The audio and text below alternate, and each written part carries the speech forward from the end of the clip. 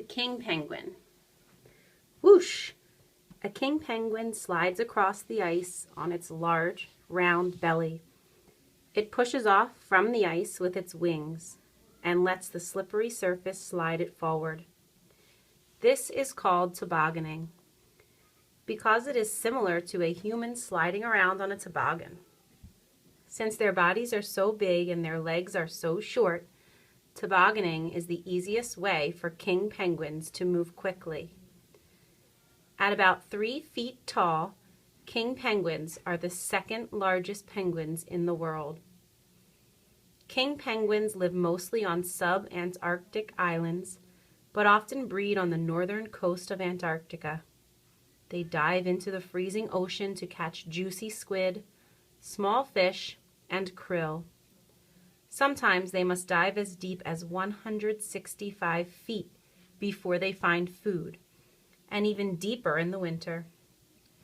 King penguins often hunt in small groups so that they can learn different hunting tricks from each other.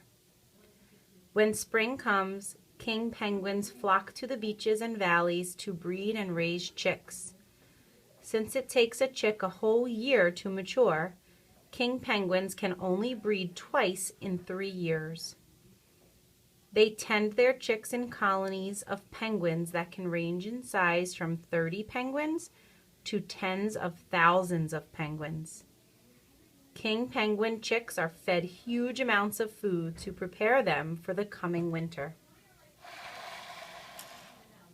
They grow quickly into large, fuzzy balls of down that are almost big enough to make their parents look small. With their thick down and large size, these chicks look almost like a different species of penguin. In fact, early explorers thought they were a different species.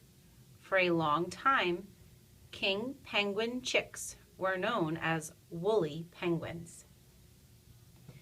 Take some time to think about the king penguin. Write down some of the characteristics that make this penguin different from others.